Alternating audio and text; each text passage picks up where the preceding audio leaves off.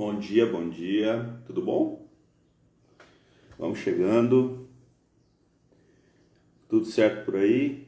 Bom dia. Amigos, domingos de manhã a gente estuda o livro Pensamento e Vida, né? Emmanuel e Chico, um livro muito importante aí para a nossa caminhada evolutiva, nos faz pensar bastante e é isso que importa aqui, né? Ninguém está aqui dizendo para o outro como tem que fazer. A gente tem simplesmente subsídios aqui, aprendendo, lendo, estudando para nossas vidas comuns, né? É isso que importa aqui dentro do propósito do estudo, principalmente do estudo espírita. Vamos lá?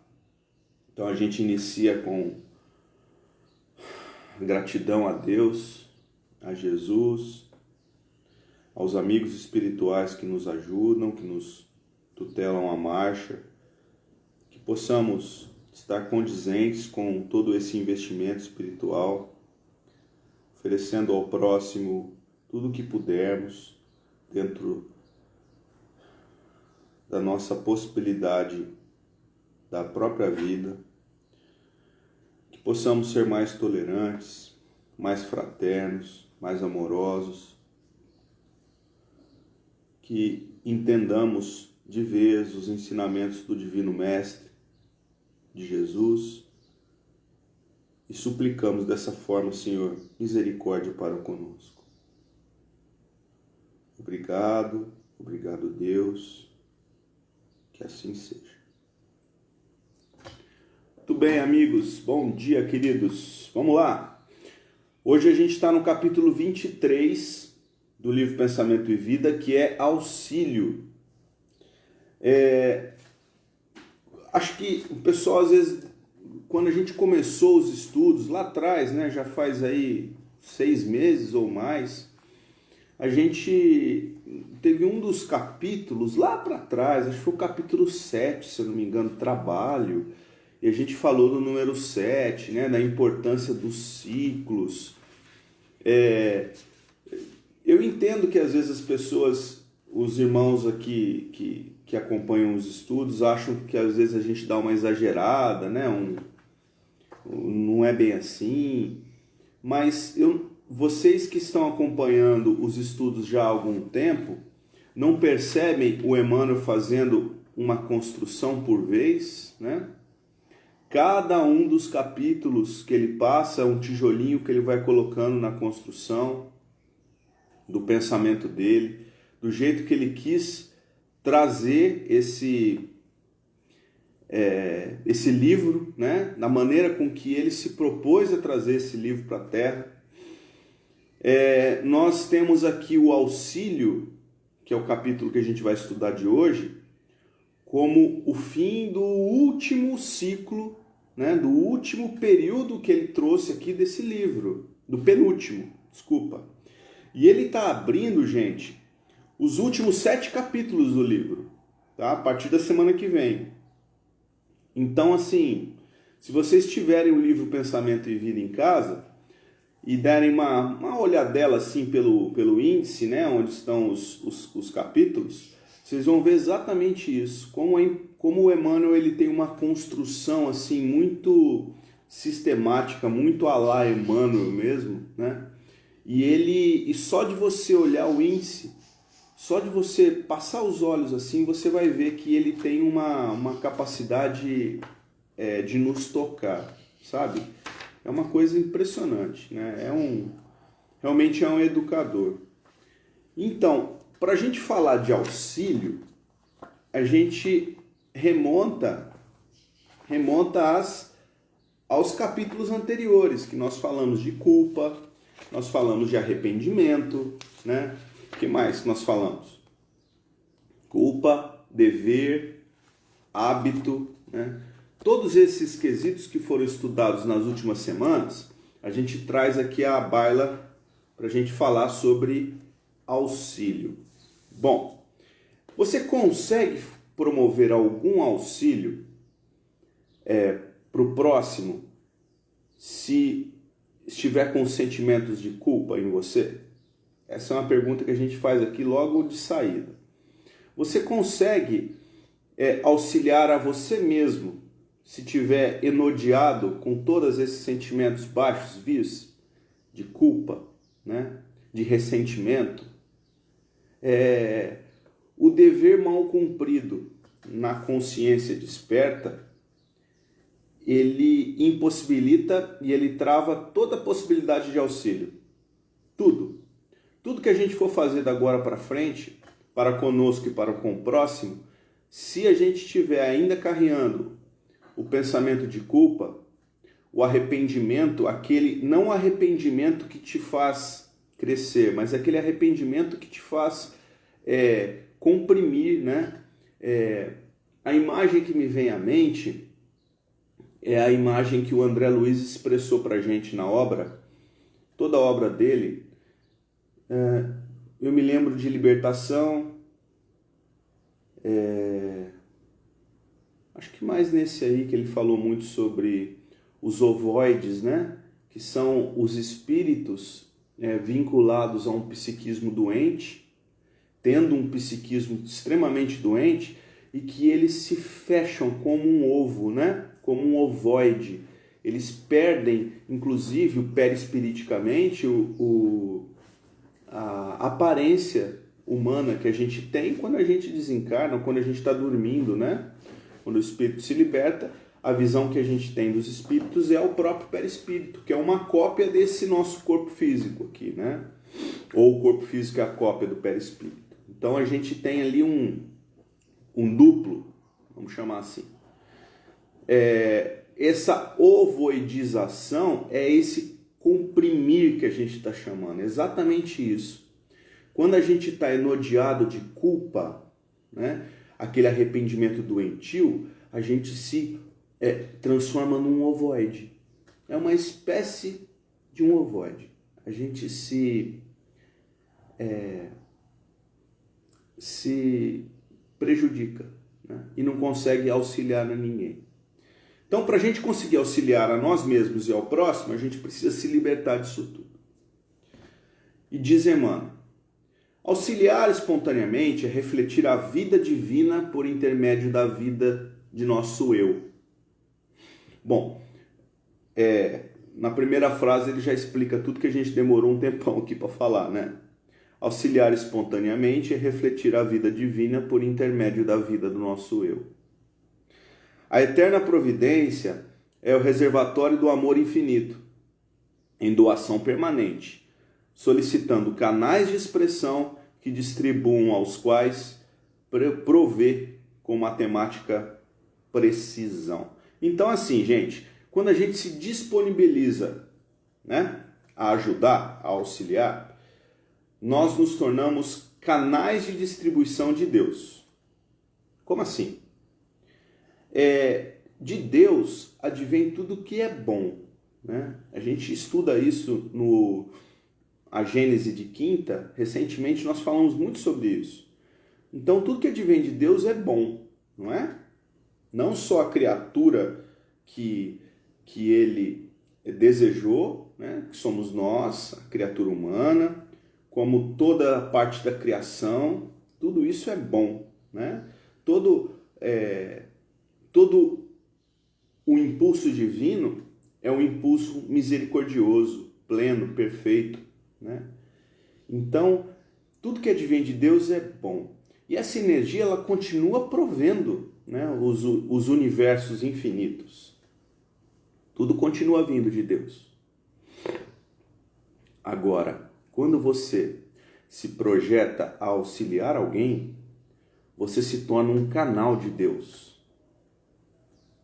Não é? As mães não são canais divinos auxiliando os filhos?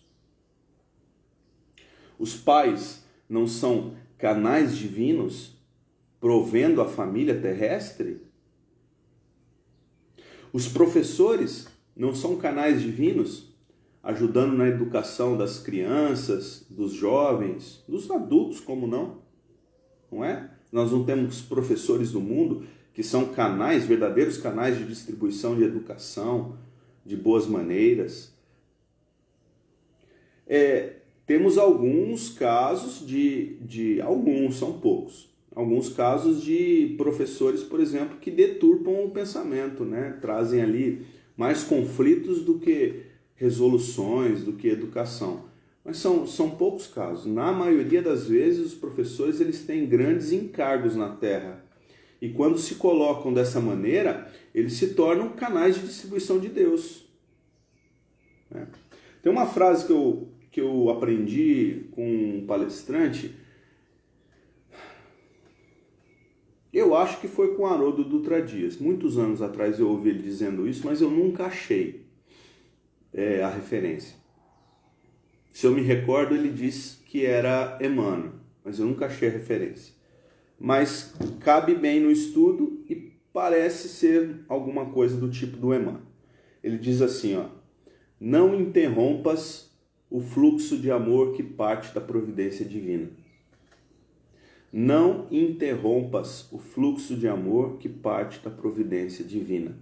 Da providência divina de Deus parte incessantemente esse grande fluxo para a Terra, para todos os planetas, para todos os espaços.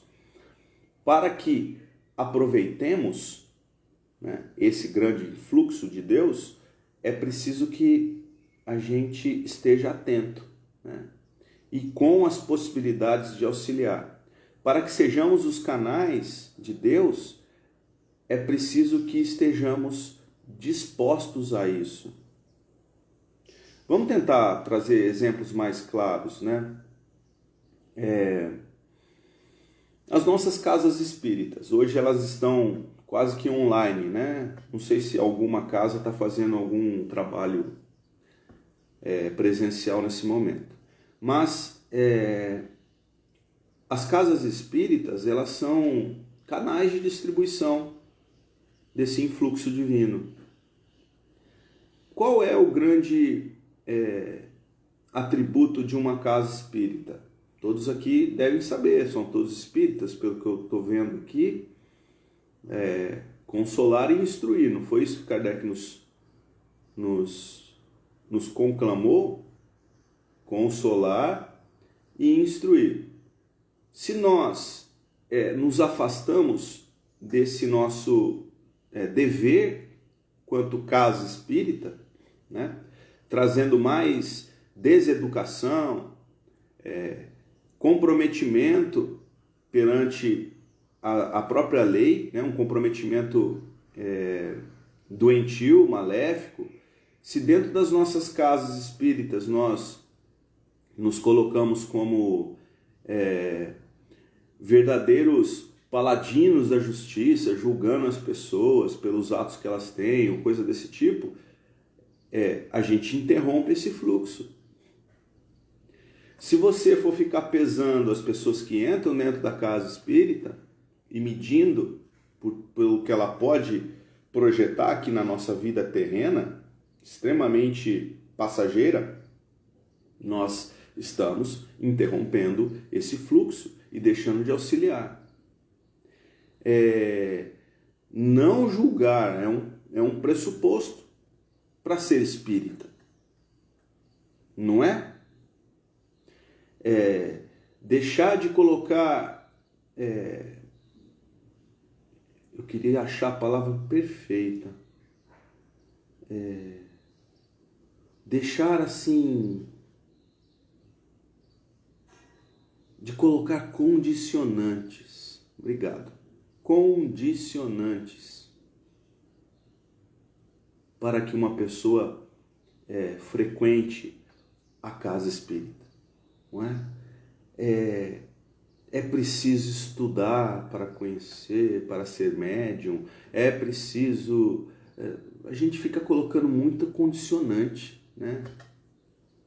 Quanto Jesus, através do Espírito de verdade, nos pediu amar, consolar e instruir. Educação, meus amigos, é só isso que ele pediu. Então, para a gente auxiliar bem, a gente tem que estar disposto a isso, certo? No livro Atravessando a Rua, do Richard Simonetti, vocês devem conhecer o Richard Simonetti. Não sei se vocês conhecem o livro Atravessando a Rua. É um livrinho de contos, todos contos singelos, mas duvidem, esse grande espírita aí, desencarnado recentemente, há alguns anos, ele escrevia simples, mas muito bem, né? E ele conta no capítulo 5, chamado A Visita, ele conta uma história sobre Argemiro Pelle. Provavelmente é um nome fictício, né? Ele era um espírita, trabalhava num centro espírita, era aquele típico orador, né? Trabalhador das mesas mediúnicas, auxiliava na sopa, ele cuidava do atendimento fraterno, ajudava na chegada das pessoas, ou seja, era um trabalhador espírita como todos nós somos, né? A gente adora trabalhar dentro do centro, né? E ele era um homem metido lá com as coisas do trabalho do centro onde ele frequentava. Então ele promulgava os valores fraternos, ajudar o semelhante, né? Auxiliar o semelhante, olha como cabe exatamente no nosso estudo. E ele saiu um domingo, no final da tarde, do centro, depois de um trabalho, né? Muito legal, depois de um trabalho, voltar para casa. E ele morava sozinho e estava chegando no prédio dele, morava no apartamento dentro de um prédio, e ele se lembrou de um vizinho de porta. Era um rapaz novo, jovem, extremamente introspectivo, um rapaz com muitas dificuldades de se firmar na sociedade, né? Ele se lembrou desse rapaz, que algumas vezes ele inclusive o convidou para ir ao centro, e ele foi, o rapaz foi, mas não era meio arredio, né? A ideia espírita. A gente não sabe o que aconteceu lá. E ele chegando na casa dele, ele se recorda do rapaz, e ele vê a porta do apartamento do rapaz entreaberta. Sabe quando esquece ela abertinha assim? E ele pensou, nossa, eu podia bater, né? Bater um papo com ele, ver se ele está precisando de alguma coisa. Veio esse pensamento, olha como é que é, gente. Veio esse pensamento no Argemiro. E ele chegou lá pensando, falou, mas eu estou cansado, já é domingo no final da tarde, eu também tenho meus afazeres domésticos, vou deixar para outro dia. E entrou em casa. E ele não tirava o rapaz da cabeça. Não tirava, continuava pensando no rapaz, né? Ele falou, acho que eu vou lá, hein? Vou bater um papo com ele, às vezes ele está precisando de alguma coisa. E ele falou, não. Aí ele abriu uma Coca-Cola, sentou no sofá, falou, deixa para outro dia eu converso com ele. E dormiu, adormeceu assistindo televisão. Estava cansado, né? Tinha trabalhado. Aí ele acorda com um burburinho do lado de fora do apartamento dele, uma confusão danada, bombeiros, polícia, vizinhos. O rapaz tinha se suicidado. Essa é a história do Richard Simonetti. Ele acordou horas depois, sob o forte ajuntamento de pessoas no prédio, e o rapaz tinha se suicidado. E aí o Richard conta que existe uma grande mobilização da espiritualidade, porque é como se soasse um alerta no plano espiritual quando algum irmão encarnado se dispõe a pensamentos desse tipo. A gente não está no Setembro Amarelo. Nas casas espíritas está se falando muito sobre a valorização da vida. Pois é. Só que a espiritualidade, ela busca os instrumentos mais próximos, né? Os instrumentos mais próximos que podem auxiliar as pessoas, que podem trazer um alento, um consolo, né? Um auxílio para as pessoas que estão muito precisadas. E foi o que, segundo o Richard Simonetti, foi o que a espiritualidade fez com o Argemiro.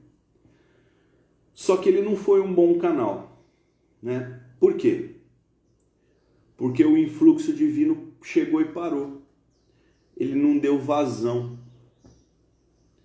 E o pior aconteceu. Duro, né? Domingo de manhã, palestrante do dia falar sobre isso. O que vocês acham?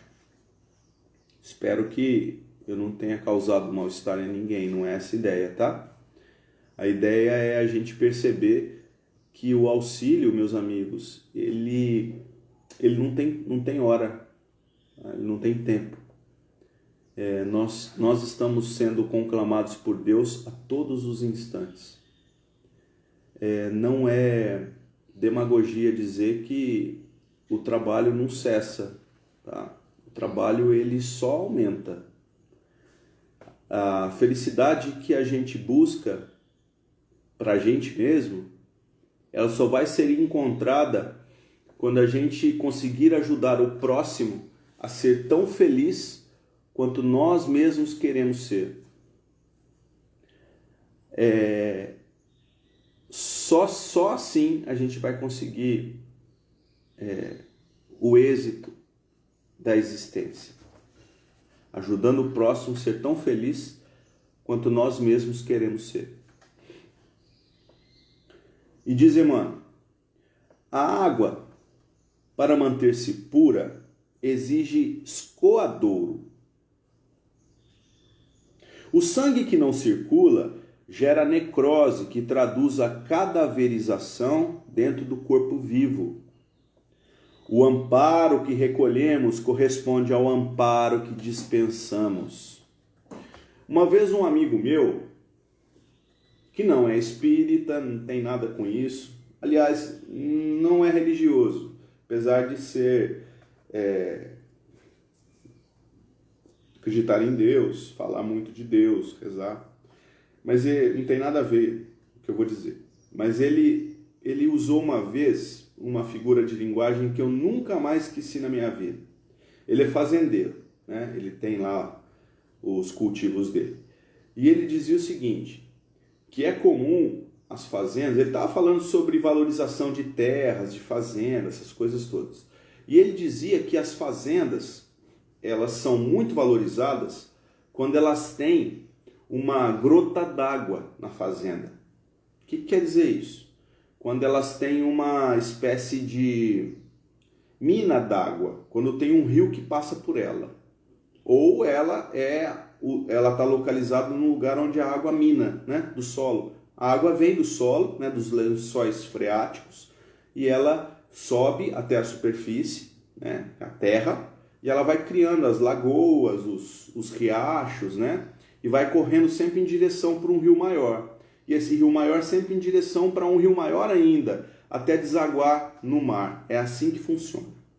Muito bem. E ele dizia que a fazenda de um vizinho não tinha água por si só.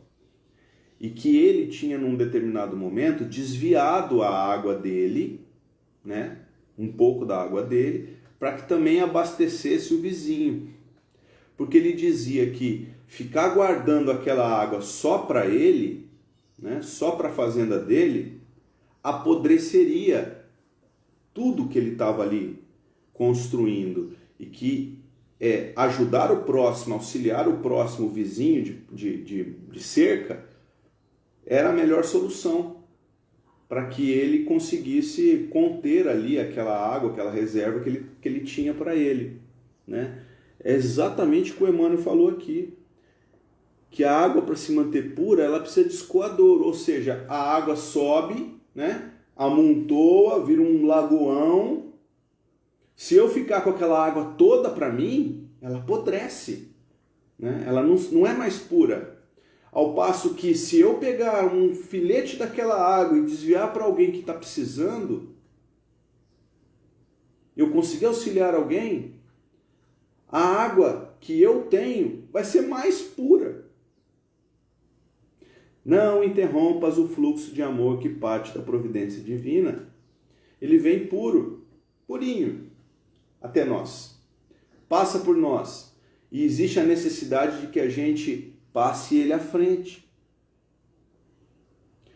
Você se julga uma pessoa amada? Você se julga uma pessoa abençoada? Você se julga uma pessoa auxiliada? Então, o importante é a gente auxiliar o próximo, a gente amar o próximo e a gente transferir tudo isso que a gente tem, que a gente recebe, para o próximo, para que o que a gente receba seja puro e se mantenha puro. Não tem outro jeito. Uma passagem de Jesus está me chamando a atenção desde ontem e hoje me chamaram a atenção de novo. Quando Jesus conclama os discípulos, não são os apóstolos, os discípulos, a irem e espargirem a ideia cristã pelo mundo, como é que ele chama os discípulos? Ele chama assim: ide e pregai. Não é assim? Mas logo depois dessa passagem, ele diz assim: e ide em duplas, 2 a 2. A gente entende que é para que um proteja o outro proteja um, né? Quando você vai dar o passe para alguém, você nunca tá sozinho, não tem essa ideia. Eu discuti essa semana com a Ivanir sobre isso, né? Será que você indo sozinho para transmitir o passe para alguém, você não está promovendo alguma coisa de ruim para a pessoa, para você mesmo, né? E, na verdade, o ir de pregar em duplas não é para você proteger o outro e o outro te proteger. Não é só isso. É muito mais que isso. Jesus está trazendo ali uma mensagem que ainda ecoa aos nossos ouvidos. E qual é essa mensagem, Daniel? Essa mensagem, meus amigos, é que nós não estamos sós. Ninguém é uma ilha. Para você auxiliar, você precisa ser auxiliado. Os dois é porque não é só porque um protege o outro protege um, mas é necessário o intermédio das forças. É necessário que as forças se integrem. É necessário que eu auxilie alguém para que alguém me auxilie. Percebem a grandiosidade disso? Nós não estamos sozinhos. Nós somos parte de um grande projeto divino. Nós somos parte de um grande projeto educacional trazido ao mundo por Jesus. Por isso, ide pregar em duplas, 2 a 2, um auxiliando o outro. Continua Emmanuel com uma frase bombástica: o amparo que recolhemos corresponde ao amparo que dispensamos. O amparo que recolhemos é o mesmo amparo que nós deveríamos dispensar. Mas se a gente interrompe isso, as águas que deveriam ser claras, limpas, puras, elas vão se apodrecendo. No mesmo livro, Atravessando a Rua, do Richard Simonetti, só que agora no capítulo 19, lindíssimo. Aliás, o livro todo, viu, gente? Eu não sei se esse livro ainda está sendo editado. Ó, a capinha dele para vocês verem, é antiga, tá? Ó. Atravessando a Rua. Muito legal. Aliás, eu não conhecia a literatura dele, assim, muito vagamente, mas eu gostei muito. Capítulo 19, A Multa Maior. Olha que legal, eu não conhecia também essa história. Um juiz americano de Nova York, né, lá nos Estados Unidos, chamado LaGuardia. LaGuardia é o nome de um dos aeroportos de Nova York. Eu fiquei imaginando, nossa, eu não sabia que LaGuardia era um sobrenome, né? LaGuardia era um nome desse juiz, e esse juiz era muito famoso lá na cidade por todas as sentenças que ele dava, né? O tribunal dele vivia cheio de pessoas querendo vê-lo em ofício ali trabalhando. ele era muito sábio e original. É assim que o Richard Simonetti descreve o LaGuardia. E ele estava ali, né, fazendo o trabalho dele de juiz, e o acusado, o réu que estava ali sendo acusado, tinha sido pego em flagrante, roubando pão. Isso mesmo, roubando pão para comer. O homem inspirava compaixão, muito magro, barba por fazer, roupas em desalinho, era a própria imagem da miséria. Olha como o Richard Simonetti descreve isso. O homem era a própria imagem da miséria. Um dos acusados, LaGuardia, o juiz, submete-o então ao interrogatório solene, né? Consultou as testemunhas e, após rápida apreciação, considerou culpado. Afinal de contas, o homem tinha roubou um pão. Aplicando-lhe uma multa de $50. Gente, uma multa de $50 para um homem que não tinha o que comer era grave. E se ele não pagasse a multa de $50, ele iria preso. Era a prisão ou a multa. Em seguida, dirigindo-se à pequena multidão que o acompanhava, em atenção ao julgamento, disse peremptório: quanto aos presentes, estão todos condenados a pagar $0,5 cada um, importância que servirá para liquidar o débito do réu, restituindo-lhe a liberdade. Ficou todo mundo assim, né, estupefado. Meu Deus, o que está acontecendo?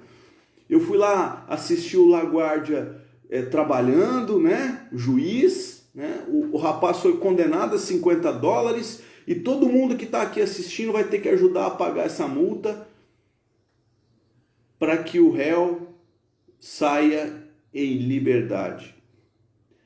Aí o juiz acentua: estão todos multados por viverem numa cidade onde um homem é obrigado a roubar pão para matar a fome. Tá bom? Gente, se isso não é uma falha da sociedade, o que seria uma falha então? Não é? O homem roubou pão. Ele roubou pão porque ele tinha fome. E muito provavelmente na casa das pessoas sobrava pão. Inclusive o pão estraga, fica duro, tem que jogar fora. Por quê? Aonde tem abundância, muitas vezes, tem ali egoísmo. Muitas vezes. E termina Emmanuel: ajudar com o sentimento, com a ideia, com a palavra e com a ação, ajudar a todos e melhorar sempre, é invocar em nosso favor o apoio integral da vida. Não nos esqueçamos, pois, de que o auxílio que prestamos às criaturas, sem exigência e sem paga, sem querer nada de volta, é a nossa rogativa silenciosa ao socorro divino, que nos responde invariável com a luz da cooperação e do suprimento. Então, meus amigos, se você quiser levantar da cama todos os dias, e não quiser fazer uma prece, se você quiser ir dormir todos os dias e não quiser fazer nada, nenhum agradecimento a Deus, nenhuma precezinha sequer, mas se você tiver dentro do seu coração uma vontade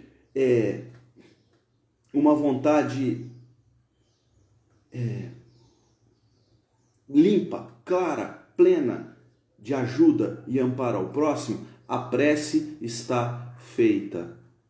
Eu não preciso me dirigir a Deus com palavras bonitas, com palavras bem feitas, bem postadas. Eu preciso auxiliar o meu próximo. Essa é a prece que vale para Deus. Não adianta encher da boca com palavras bonitas, açucaradas, meladas, que Deus não se atenta a isso.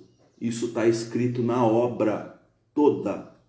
Deus se atenta quando nós auxiliamos o próximo, sem querer a paga, sem querer nada de volta. Ok? Fica aqui o nosso pensamento para o domingo. Que você tenha um domingo abençoado. Que a gente pense a respeito dessas lições que não são minhas. As lições são do Emmanuel, as lições são do Richard Simonetti hoje. E mais de ninguém, tá? Dos outros espíritos que nos ajudam. Ok? Beijo no coração. Obrigado, gente.